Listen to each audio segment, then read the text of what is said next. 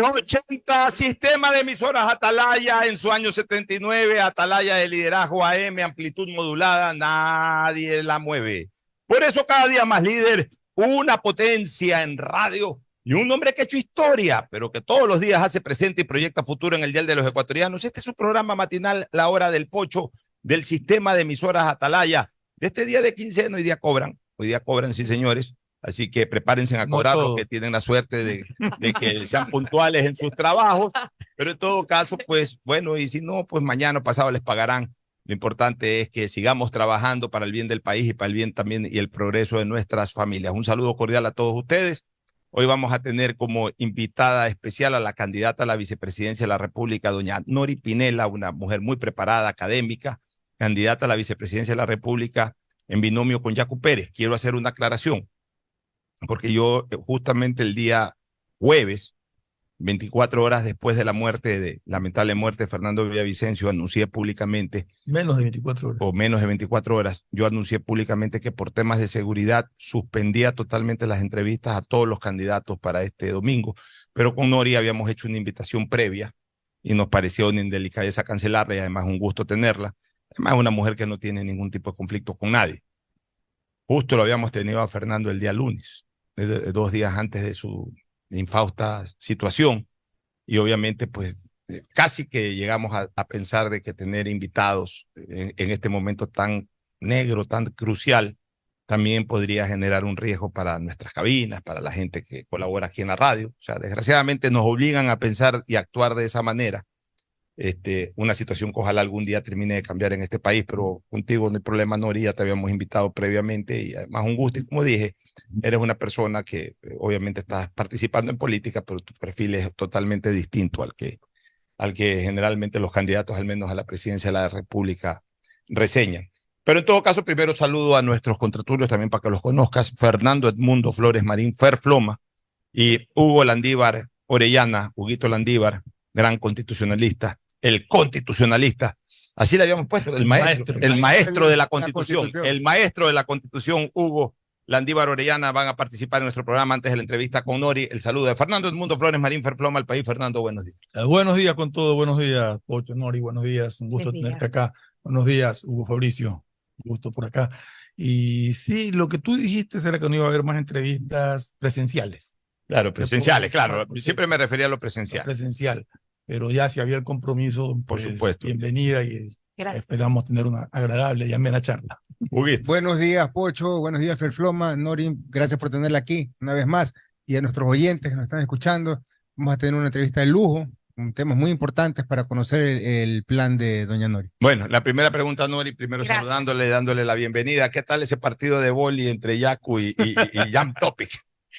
Bueno, buenos días a todos los radioescuchas de Atalaya, de quienes nos siguen en la plataforma digital, Pocho, Fernando, Hugo, gracias. Bueno, contenta de estar acá, definitivamente el compromiso con el pueblo ecuatoriano siempre está, por lo tanto hay que tener todos los cuidados, pero no tenemos miedo, así que para tener miedo, pues uno se queda en casa y no toma estas decisiones, ¿no? De poder servir al pueblo ecuatoriano. Así que hay que salir de esa comodidad. Los medios de educación han salido, ustedes como comunicadores también, y bueno, aquí estamos. Y sobre el partido, pues, es una broma. Es una broma, yo entiendo, ¿no? Justamente comentábamos en la previa, también hay un tema, a veces nos quedamos tal vez en la acción y el momento, pero también esa reflexión, el deporte integra y une. Y hoy somos nosotros también el mensaje de la unidad, ¿no? Sobre todo yo lo vi como que fue una posición de no confrontación. Eso es bueno también, porque no todo el mundo se puede estar peleando con todo el mundo. Y en ese sentido, ya olvidándonos de esta entrada un poco llena de bromas, entrando ya a lo serio, tu análisis de la participación de Yacu, a ver, yo tengo que ser sincero en mi opinión. Además la publiqué en Twitter, la escribí y le he dicho, yo lo que escribo, lo digo, lo sostengo. Hice una evaluación de la participación de los 8 candidatos presidenciales, porque para mí la ausencia de Fernando Villavicencio también tiene un valor político en ese debate. Pero de los 7 presenciales, y señalé que Yacu obviamente habló a su estilo y habló para su grupo elector, que de lo que se escuchó de Yacu es muy difícil que él le haya conquistado un solo voto fuera de su grupo elector, pero que consolidó a su grupo elector. Entonces ahí ya la pregunta del millón es ¿cuál es el porcentaje del grupo elector de Yacu? ¿Tú crees que se pudieron conquistar un poco más de votos que aquel del grupo elector tradicional de Yacu Pérez? Sí, sin lugar a duda, y tenemos esa confianza de estar en la segunda vuelta. Eso es lo primero que lo puedo decir, independientemente de las posturas, porque claro, cada quien en su línea puede hablar a favor, pero vamos también en este análisis. Cuando nosotros mencionamos qué también espera hoy el pueblo ecuatoriano, también hemos venido de décadas de confrontación, y la confrontación no ha permitido tener ni unidad y menos liderazgos. Entonces, no se ha dado ninguna de estas circunstancias.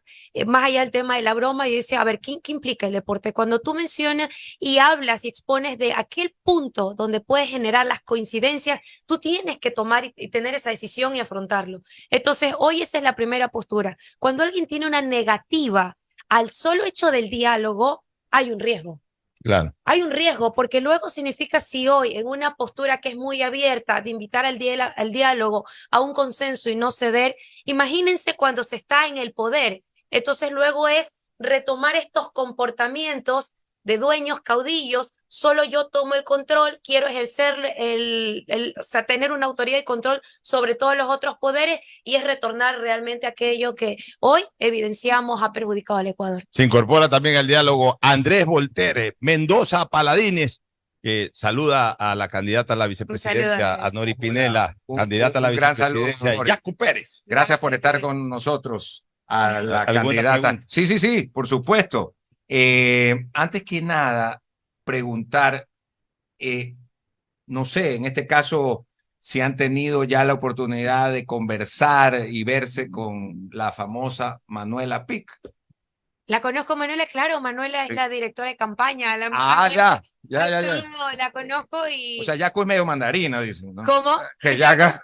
No. Yo le he preguntado a él directamente y sabe que él es una persona estupenda, ¿no? Sí. Le he preguntado el personaje del viernes y le dije, Yacu, usted me manda... Sí, totalmente. Pero fue broma, ¿no? En broma. Todos ustedes también, porque también. Es la mejor forma de ser feliz. Ustedes mandan, ustedes en la casa ese cuadro hay que cambiarlo, pues, manden. Sí, fuera de la casa, bueno, hay que ver. Pues. Sí, pero ella es la directora de sí, campaña. Es la directora Qué de bueno. campaña nacional, hay un trabajo realmente conjunto. Mencionaba también en esta previa, el trabajo en equipo ha sido realmente formidable, porque y yo también lo he señalado y soy muy enfática. O sea, yo no soy una mujer de florero, soy una mujer de decisiones. Entonces, bueno. eso de estar pintada para la papeleta, para eso no me hubiera prestado. O sea, no está realmente... Ni para papel, ni va a ser, en el caso de ser electa, vicepresidenta de Florero. No, para nada. Entonces, y eso es parte de estas conversaciones previas que se tienen que dar. De lo contrario, es siempre agradecer. Tengo la coincidencia con Yacu por la academia en temas de investigación, en el área justamente de la parte ambiental, pero fue esta conversación previa y estas definiciones, donde tú también marcas, también tienes tu línea, tus convicciones, y si hay el respeto y las definiciones y los respetos dentro de ellos, todo marcha bien. Pero nada de mujer florera, aunque veo que han tomado mi frase algunos, por ahí lo he visto que lo repiten. Es verdad. Dentro de lo que acabas de decir, la única función del vicepresidente es reemplazar al presidente en caso de ausencia definitiva o lo que el presidente le encargue. ¿Cuáles son los encargos que en principio has acordado con Yacu Pérez para las funciones? Sí, en las responsabilidades principales, la línea de educación y salud, pero también ha sido, estas como las principales, sin que ello implique estar pues indiferente o alejado de los otros contextos de los problemas del Ecuador, ¿no? Y que se va a requerir, como siempre, un tema de apoyo. Cuando tienes un gobierno que funciona con un equipo donde, por supuesto, ves las características y las competencias de cada uno y tus mejores destrezas, las ubicas, yo creo que esa es la mejor manera de poder trabajar. Lo hemos evidenciado también en la campaña, todos dentro de nuestras fortalezas, poder sumar y aportar dentro del proyecto. Pero las principales, educación y salud. Antes de que pregunte Hugo, ¿tienes experiencia política y qué te llevó a lanzarte a una candidatura a la vicepresidencia de la República? Bueno, no he estado en esta experiencia partidista. Yo creo que la política es una vía para el servicio a comunidad, y dentro de ello no me es indiferente. He estado vinculada en los últimos 10 años en educación, al servicio. He conocido, también he estado entre la parte empresarial, pero con proyectos de interés social. Entonces no te es indiferente ni es ajeno. La política partidista como tal, no. Yo no he estado en militancia, pero sin lugar a duda, hoy en día representa esta decisión que toma un ecuatoriano de poder entregar tu contingente, formación y experiencia a servicio de todo el país, ya no solo de tu comunidad, no la comunidad universitaria como ha sido en mis últimos 10 años, sino ponerlo al servicio de todo el Ecuador.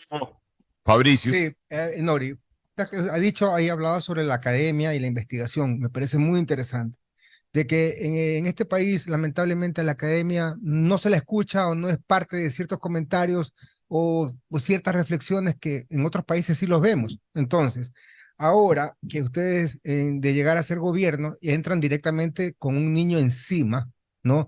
Obviamente no vamos a tener prevención porque van a llegar ustedes a tratar de dar una solución, pero el próximo año vamos a tener a la niña, que es lo opuesto. Entonces yo creo que la academia ya debería estar trabajando, por lo menos en ayudar, en colaborar. ¿Cómo vamos a hacer con la sequía después? Sí, la academia tiene un rol importante dentro de la sociedad. En esto quiero enfatizar, lo que sucede es que no se nos ha considerado, que es diferente. Las propuestas están, los proyectos están. La academia desde ya hace también un planteamiento y siempre trabajamos vinculados con el sector empresarial. Entonces, hay una como la que existe para Fenómeno del Niño, hay una propuesta que también desde la parte de academia de aporte y luego también que se suma a una propuesta de la Cámara de Construcción de Quito, se pudo recopilar esta primera revisión del diagnóstico de la parte técnica para establecer acciones. Entonces, eso es lo que tomamos y que ha sido parte de la propuesta que está de Fenómeno del Niño, de cómo hacer la parte de prevención y acciones ya. Pues no se ha hecho nada de prevención en este gobierno, a pesar que se han recibido los fondos, pero es tener este contexto claro para en el momento de asumir el gobierno, saber cuáles son los ejes o las pautas a seguir y quiénes son los actores. La academia en esta parte ha sido importante, que ha correspondido dentro del plan de trabajo que nosotros podamos sí tener la revisión de las finanzas públicas. Esa sí corresponde al Ejecutivo. Entonces, esta revisión de cómo hacemos el tener los recursos y los fondos para poder tomar las acciones. Pero es un tema que ha sido permanente la aportación de la academia.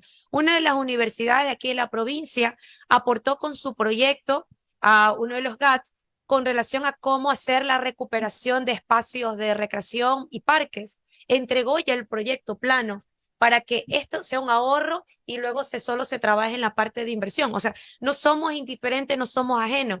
Que no se nos haya considerado es diferente. Eso es importante, que no solo haya considerado, me refiero en el sentido contrario, porque por ejemplo, en el caso de Galápagos, en el canje de deuda, solamente es la Universidad de San Francisco de Quito, nadie más. Eso se lo puede investigar en Google. Entonces, hace falta que la academia también se ingrese un poco más en tanto en la asamblea como en sin el lugar, gobierno. Y eso es la primera apertura que requerimos también, desde no solo de la visión que tenga el Poder Ejecutivo, sino también el Legislativo. ¿Qué sucede en este tipo de proyectos que también ocurre? Nosotros trabajamos a nivel de instituciones de educación superior. Hoy ya tenemos una relación más cercana con los gobiernos autónomos descentralizados, con los GATS, con municipios y con los consejos provinciales. Nosotros ya tenemos hoy una relación y actividad desde la parte de proyectos de vinculación, de capacitación a las empresarias o las emprendedoras, mujeres, por ejemplo, en el Cantón San Borondón, que tenemos un proyecto permanente, pero también necesitamos la voluntad, en este caso, de los municipios, de los consejos provinciales. La apertura y la invitación de la academia está. Es quien realmente atiende nuestro llamado. Y esa es la idea y la intención de poder fortalecerlo en el gobierno Yacu Pérez, Nori Pinela. La mayoría de la gente no conoce esa faceta académica de Yacu Pérez. La mayoría tenemos claro la parte política y ambientalista. Y abogado, claro, abogado, criminólogo, criminólogo. O sea, un hombre preparado ya. Un hombre preparado, pero la parte académica tiene varias maestrías, ¿no? Sí, sí, y esto también es importante, pero voy más allá, por alguna vez ustedes también escuchan este cuestionamiento de los académicos y los teóricos. Les puedo decir que cuando tenemos justamente el poder integrar entre el conocimiento de la parte de formación académica, pero también de la experticia, del ejercicio profesional, entonces esto vuelve realmente un tema que es mucho más favorable para cualquier tipo de gestión. Yo digo, en la trayectoria, cuando nos han etiquetado de los muy teóricos, yo lo rechazo, porque yo estoy en la academia, pero también he tenido la participación empresarial. Entonces puedes tener esa combinación de ver al empresario desde otra postura y complementar con o la sea, parte no ser académica. solo teórico. No, claro. No lo somos, no lo somos. El equipo no es teórico. Entonces, cuando hablamos de academia es también darle un nivel, porque también, ¿qué sucede? Y también se ha perdido la perspectiva. Entonces tienes un ministro de Agricultura que no conoce nada del contexto de agricultura. Sir Lancelot, que era un gran pensador, tuvo una frase para identificar lo que es el estudio de la medicina. Yo recuerdo cuando estudiaba medicina hace casi 40 años, leí esa frase y hasta el día de ahora la recuerdo en uno de los libros de medicina. Él señalaba lo siguiente: estudiar la medicina sin libros, o sea, solamente en la práctica, es como navegar sin carta. Pero estudiarla solo en los libros es como no navegar. Y es una gran realidad, ¿no? O sea, uno necesita el libro para orientarse, para aprender, para orientarse, para saber cuáles son las rutas. Pero si solamente te concentras a querer saber de lo que te dicen los textos, los libros, no navegas, porque el navegar significa la experiencia de estar en alta mar o en donde las papas queman. Es que esa es la realidad, Pocho, porque hoy ustedes han escuchado esto de las competencias justamente profesionales y ahí viene este navegar que tú dices ya en el territorio, en la práctica, porque puedes tener la parte teórica, pero ¿qué es lo que hoy fortalecemos también en los estudiantes y qué es lo que se busca en este equipo de gobierno, ¿no? Que tú tengas el conocimiento de la preparación, pero en esa praxis que has realizado, también esas competencias, pues necesitas tomar decisiones, necesitas saber comunicarte con tu equipo. Entonces van de la mano y eso solo lo obtienes en esa constante repetición que es la experticia, que es la práctica. Déjame entrar un ratito ya a la política, a la campaña, a lo que queda de campaña. Una pregunta suelta. ¿Tuviste contacto con Andrea González para darle el pésame? Sí. Qué bueno, qué bueno, porque tú como candidata a la vicepresidenta debes saber el dolor que significa lo que ella pasó, más allá de, por supuesto, la conmoción nacional del tema de Fernando Villavicencio. Pero ya que entramos a hablar de lo de Fernando Villavicencio, nosotros aquí con Hugo, con Andrés, con Fernando, analizamos el día jueves, ya desde lo político, que a nuestro criterio al menos se produjo un reseteo del tablero electoral. Había un panorama que yo nunca terminé de confiar en lo de las encuestas, porque insisto, lo digo públicamente, lo he venido diciendo y lo sostendré. Las encuestas dejaron de ser un verdadero parámetro técnico y se convirtieron en una herramienta proselitista. La han comenzado a usar de arriba para abajo para ponerse en ciertos puestos, generar expectativas, cuando la encuesta, y los académicos lo saben más que nadie, tú lo sabes como académica, las encuestas son herramientas técnicas, no herramientas proselitistas. Pero bueno, de todas maneras, uno también valora encuestas, ¿no? Uno sabe más o menos en este país cuáles son las encuestas que, pudiéndose equivocar, hacen un trabajo más serio, y otras que son simplemente membretes para la manipulación proselitista del tema. En razón de eso, se hablaba de que lideraba totalmente doña Luisa González la carrera electoral. Se llegó a hablar hasta de que ya estaba bordeando y hasta pasando el 40% y que podría obligar a que esto se define en una sola vuelta, es decir, el próximo domingo. Se habló siempre de la pelea por el segundo puesto y todo el mundo, todos los candidatos fueron al registro civil a ponerse segundo de segundo nombre, porque todos decían que eran segundos. Yacu sostuvo muchas veces que estaba en segundo, algunas encuestas así lo hablaban. Otto también venía sosteniendo que estaba en segundo puesto. Jan Topic también apareció ahí con encuestas de que estaba segundo. Básicamente esos tres candidatos. Y por supuesto Fernando Villavicencio. Fernando también decía, hasta antes de la desgracia, Fernando decía que él estaba seguro en la segunda vuelta porque estaba segundo en las encuestas serias. Pero con esta desgracia que ocurrió hace casi una semana, ¿no piensan ustedes que han conversado al interior del buró de campaña? ¿Hubo este reseteo? Y dentro de este reseteo, ¿cuál es la posición real que piensan están ustedes en este instante? Bueno, por supuesto siempre hay el análisis, primero pues la indignación, toda la situación que vivimos y que rechazamos, ¿no? De las acciones contra Fernando. No puede esto continuar dándose, ¿no? Entonces, pero luego quieres apagar la voz, la protesta, una lucha, ¿toda dónde va a estar el Ecuador? Esto es lo primero. Luego en la parte ya de esto, revisar las encuestas sin lugar a duda, y comparto el criterio, dejaron de tener la credibilidad primero, la credibilidad, y creo que hoy, independientemente de la publicación de datos, el pueblo ecuatoriano realmente duda de cualquier información que ve. Nosotros hacia el interior, por supuesto, también desde el análisis técnico de los datos, mantenemos el segundo lugar. Hay que ver el contexto de estas otras incidencias, tal vez es en una línea que es muy diferente a lo que naturalmente genera la votación y eso que hemos logrado más bien potenciar. dentro de la votación de Yacu Pérez. Por lo tanto, es más bien que se consolida y sobre todo que ha generado también un espacio, ¿no? Hay otro análisis y sobre todo hay algo que no en estas encuestas definitivamente no se logran visualizar, pero que nosotros sí lo tenemos también en esa identidad y sobre todo en esa validación, que es la votación rural. En 1 año y medio, que es lo que les tocaría gobernar en caso de ganar las elecciones, más allá de la seguridad, que es la prioridad de, creo, todos los candidatos, ¿cuál sería la prioridad que tendrían ustedes y cómo buscarían solucionarla? Pero lo segundo, Fernando, el primero es seguridad y en la otra acción, el primer paso es el tema de los procesos, controlarlos para evitar y empezar a tener acciones contra corrupción. Esto es clave. Hay uno que el principal es el tema de las compras públicas para todo el sistema de, claro, Muy importante. Medicinas e insumos, tanto en la red del Ministerio de Salud Pública como el de la Seguridad Social. Esa es la acción que vamos a tomar, porque también es clave. Pues esto de decir que en 18 meses vamos a solucionar todos los problemas del Ecuador es una demagogia.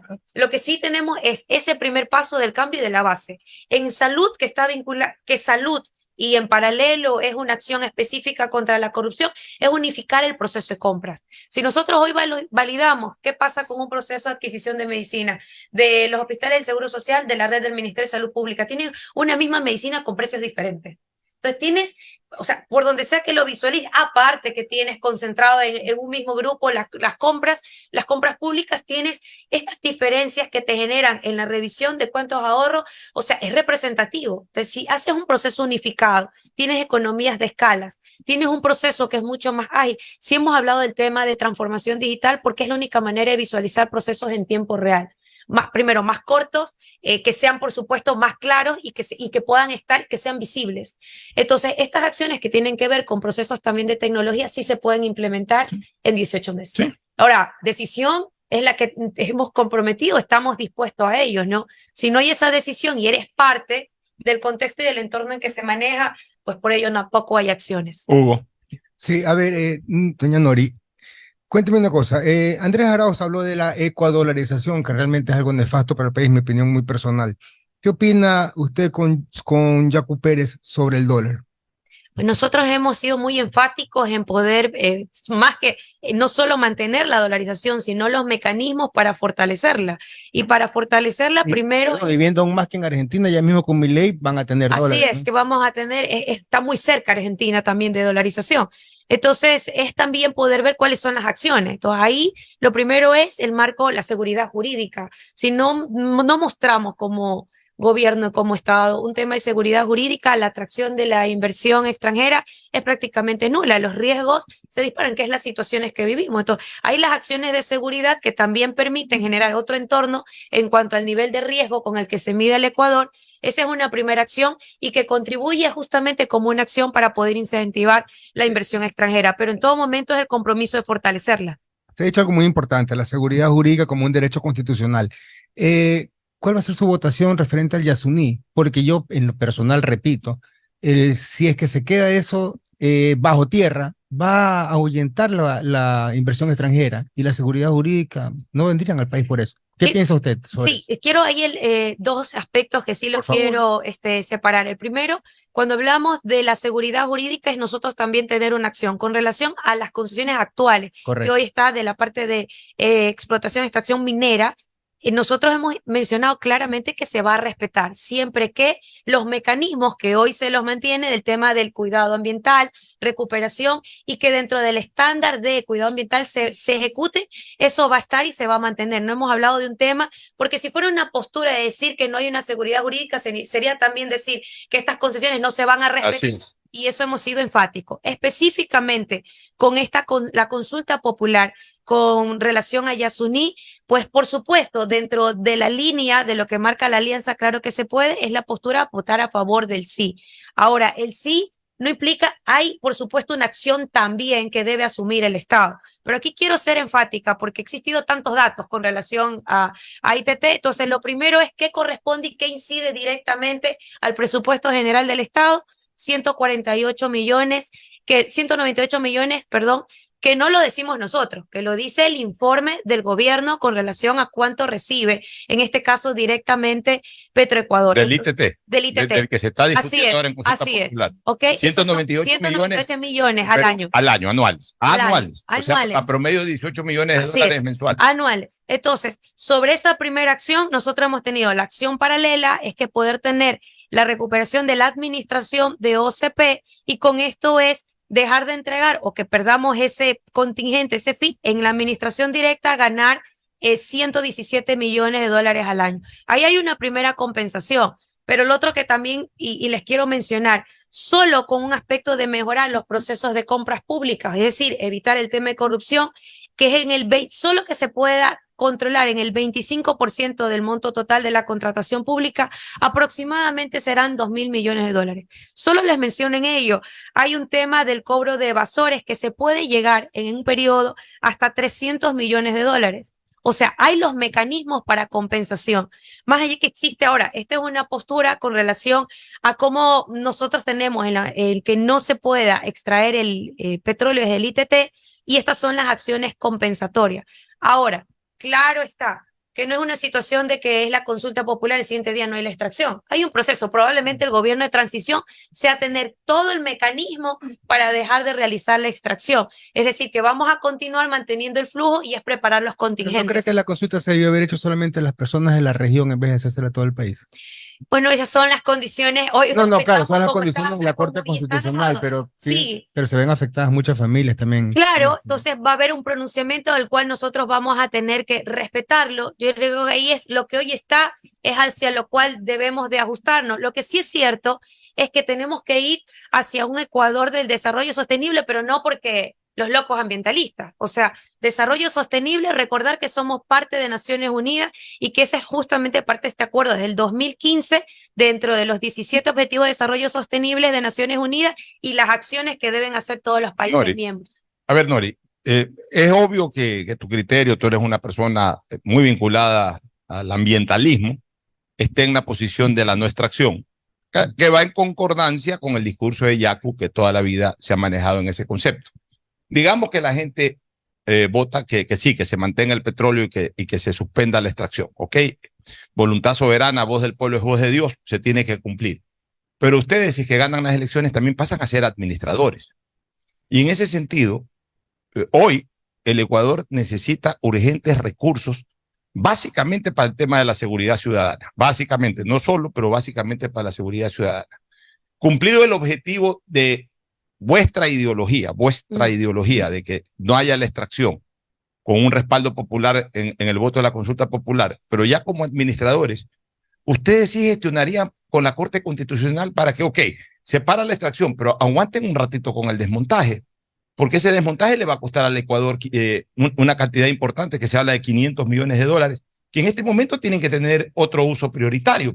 Está bien, ok, no extraigamos el petróleo, pero tampoco en este momento no nos den un año para desmontar esto, porque vamos a tener que sacar del presupuesto 500 millones de dólares para un tema que es importante, pero que no es prioritario. ¿Ustedes más o menos podrían aplicar esa política o definitivamente van a que lo más importante sería cumplir con la disposición y retirar fierros y todo ese tipo de cosas? Pocho, es que también cumplir con la disposición es generar el mecanismo para que se puedan retirar las plataformas. Y en eso también hay un proceso. Por eso les mencionaba que no es un tema inmediato.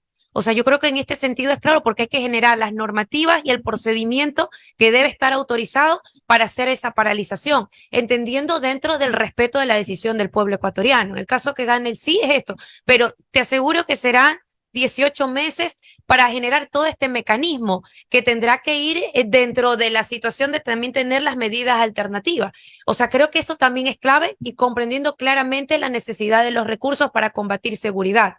Entonces, creo que sí, mientras sea un tema que está planificado, creo que eso se lo puede manejar. Yo entendería que, y también sobre todo, cuáles son las alternativas. Solo miren que hoy, por la ineficiencia del manejo del presupuesto general del Estado, aproximadamente solo si logramos mejorar una eficiencia en un 3%, ya hablamos de aproximadamente 950 millones, solo de una mejor gestión del mismo presupuesto.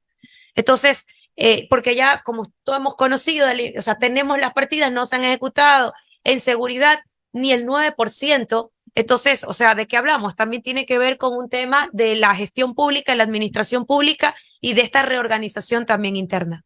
Fernando. En educación, tienes, es tu área básicamente académica.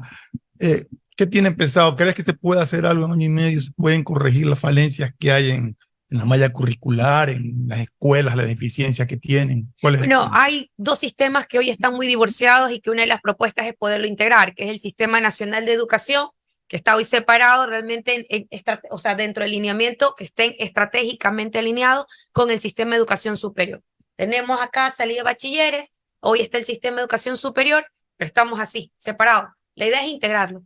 Por eso Pero también las escuelas para niños. Claro, o sea, la ruralidad, el sistema bachiller. Ese es el Sistema Nacional de Educación. Entonces, la propuesta que tenemos para estos 18 meses es crear el nuevo modelo educativo del Ecuador. Ese no vamos a poder, que es inmediato el tema de rehabilitación de la infraestructura, aquellas que estén afectadas por fenómeno del niño.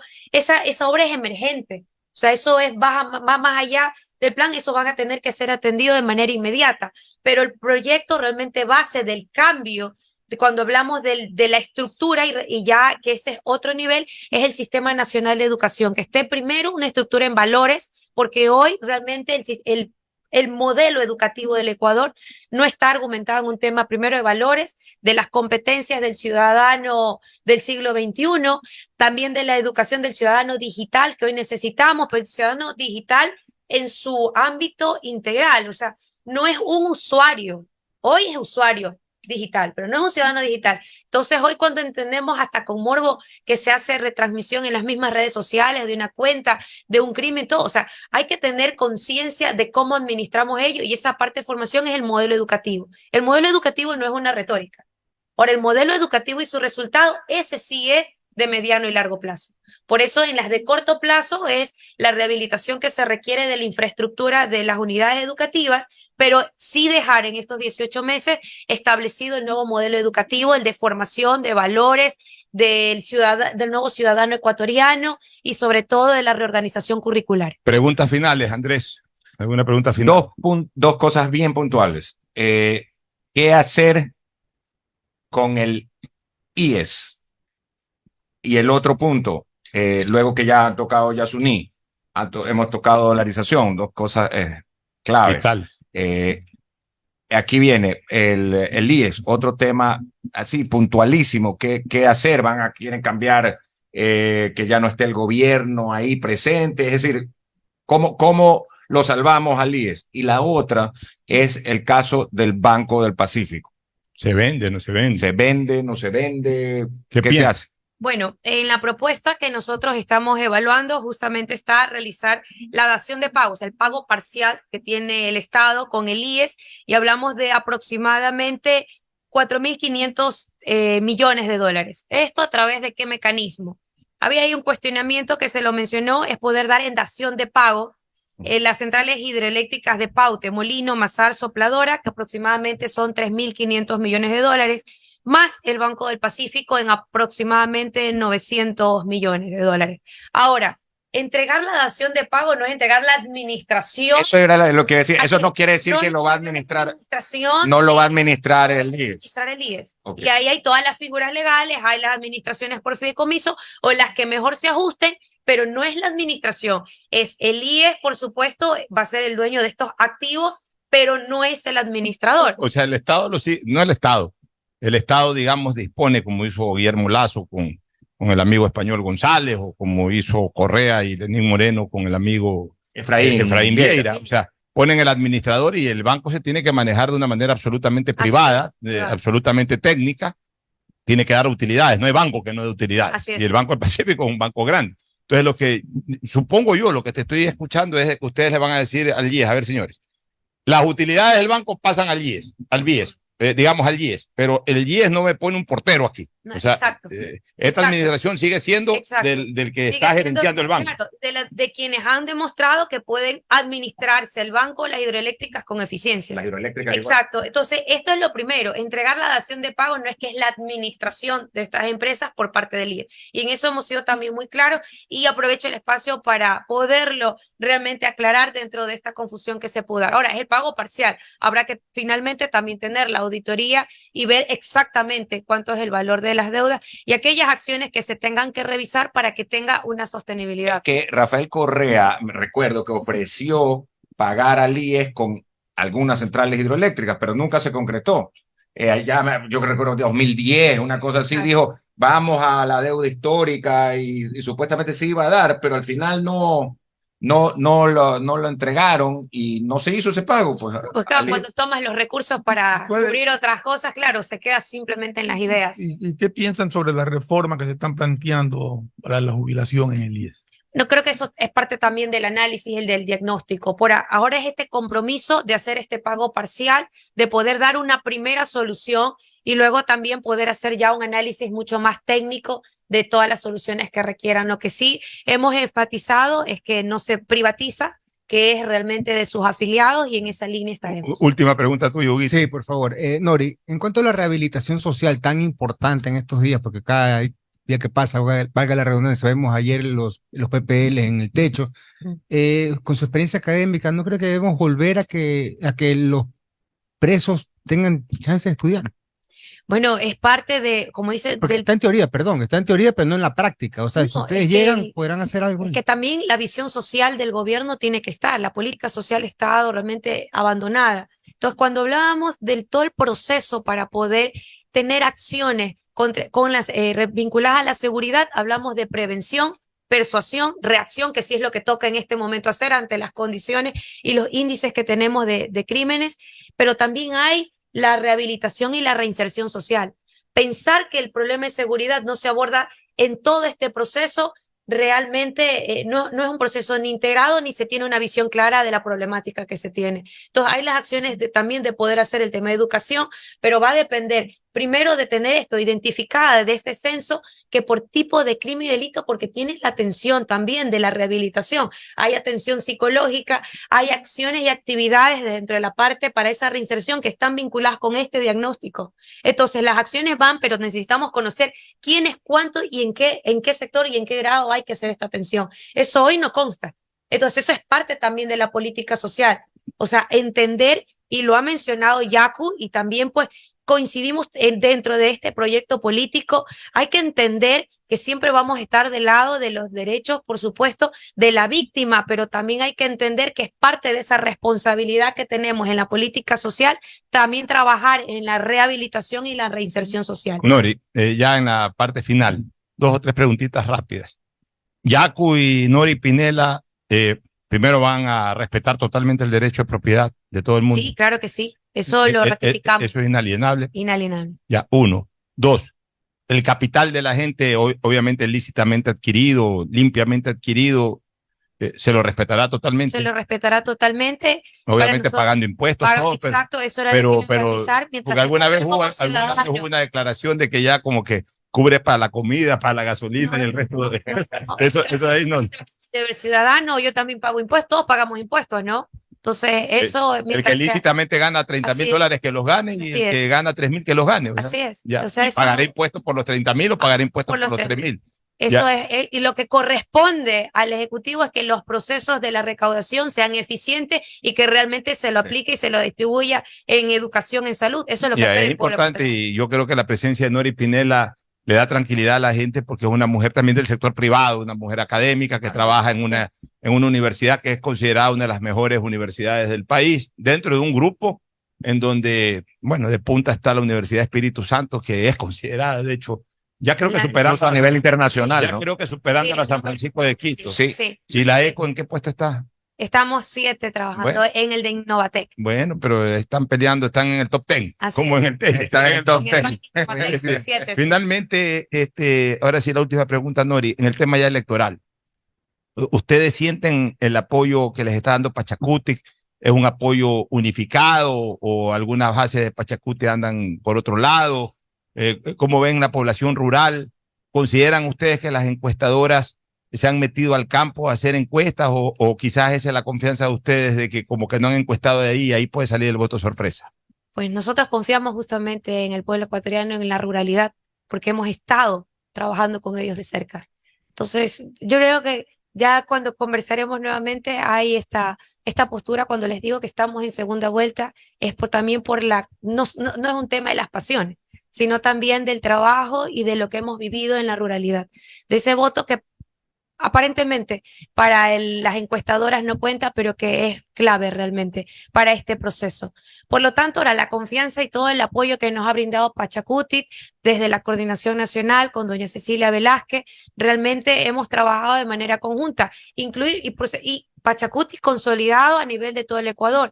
Y una mención especial lo tengo que hacer también en Santa Elena, donde de manera conjunta y con fuerza también se ha trabajado, o sea, a nivel de la costa. Si es que no queremos ver un tema de pronto de Pachacuti en su fortaleza en la región sierra, para nada. Hemos tenido el apoyo a nivel de todo el Ecuador, ha sido muy importante, como el de Izquierda Democrática. Entonces, y los movimientos sociales que se siguen sumando a este proyecto político hoy, justamente con el Movimiento Nacional Campesino y con los educadores populares, antes de venir acá a la entrevista con ustedes. Qué bueno, no puedo dejar de no preguntar lo que nos consulta aquí Marquito Viteri, un gran oyente. Saludos, Marquito, Marco. Amigo de todos nosotros. Dice Marco Viteri, escuchando Marco. Dice Marco, pregúntale que si sabe la incidencia de la no explotación en la balanza de pagos. O sea, el no explotar puede incidir en la balanza de pagos. Dice, son 1.500 millones que dejan de entrar en la balanza de pagos. ¿Cómo los reemplaza? Porque eso podría poner en riesgo o en peligro la dolarización. Dice Marco Viteri, te transmito esa pregunta sí. para Ok, en efecto, en el tema de ITT hay una afectación directa al presupuesto general del Estado y otro que tiene que ver con el tema de balanza de pago. Es 1.200 millones, no es 1.500, y con ello lo primero que va dentro de las acciones. Nosotros tenemos solo con acciones para eliminar el contrabando de gas licuado de petróleo, diésel, gasolina en la frontera, hablamos de aproximadamente 1.000 millones de dólares. Entonces, los temas del poder sostener la parte de divisas, hay las acciones, hay la compensación y por supuesto también dentro de la parte de los incentivos al sector productivo para mejorar la calidad de bienes y entonces mejorar también los niveles de exportación. Entonces sí hay las compensaciones y esa es la respuesta que seguramente también Marcos pedía que refiera. Bueno, ITT tiene dos vías, una que afecta al presupuesto general del Estado y otra balance de pagos. Muy bien, muchas gracias. Son las listas 2, 17, 18, 20. 2, 17, 20. A 2, 17, 20. Ya, o sea, el primer casillero de la papeleta para... o sea, ustedes están extrema izquierda, están, digamos, en la papeleta. No, pues porque Pocho lo suena, estamos a primer... No, o sea, es que está bien, pila. Extrema izquierda. Eso es preparada. Sí sabe que con esto último usted acaba de ganar votos. Es verdad. Es para que reaccione. Y enseguida la tomó. Está bien preparada por Jorge Bustamante usted, ¿no? Está bien preparada, hermano de Pelusa. Hermano de Pelusa, el Chino Bustamante. No por viejo, sino por años de conocernos hace, a ver, Él está en los 50. 50, no cuenta hace nada. 34 años él era jefe del departamento de aseo de calles del municipio de Guayaquil y yo era jefe de información, pero al mismo tiempo también yo tenía un segmento que se llamaba No Puede Ser, que peleaba por los temas que pasaban en la ciudad, como ahora hay todos estos comunitarios. Yo fui uno de los primero fue Antonio Hanna y después casi paralelamente Fausto Valdivieso y yo. Fausto en Ecuavisa, yo en el Amazonas. Y la ciudad estaba muy sucia realmente porque era la época de los sindicatos, los pipones. Claro. Entonces a Jorge lo convocan ahí, como él era parte del partido político que administraba en ese momento el municipio, lo llaman y Jorge va muy cívicamente a querer colaborar. Y un día me lo encuentro y le digo, oye, pues esta ciudad está sucia, ¿qué quieres que haga si estos sindicatos son un desastre? Entonces le digo, bueno, pues ya yo como medio te ayudo. Y chicas, no supe en qué me embarqué. Comencé a hacer, me iba con él a recorrer la ciudad, enfocábamos las calles sucias, todo, y esos sindicalistas me amenazaban. Entonces, La mafia, el señor Viejo Amaya.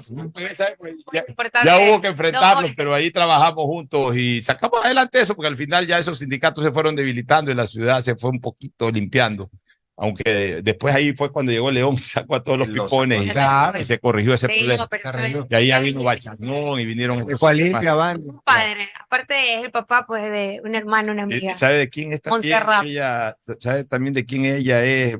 No pupila, pero muy allegada. ¿De quién? Del economista Alberto Dají Garzosa. Ah, excelente. También. Así O sea que tiene mira, dos o sea, maestros por si ahí, ¿no? acaso si hay gente que dice, no, pues cuídate ya. La vicepresidenta es muy cercana, digamos, académicamente a Alberto Dají, que todos saben que es un hombre más bien de un pensamiento de capital y de Así libertad de es. mercado y todo ese tipo de cosas. Ecuador necesita de Hay un equilibrio equilibrios. ahí, hay un El equilibrio. Ecuador necesita de equilibrios, no de extremos. Así es. Bueno, muchas gracias, gran Nori, verdad. y nos vamos a una pausa comercial y retornamos luego con el análisis del tema político con Hugo y con Fer Floma. Ya volvemos.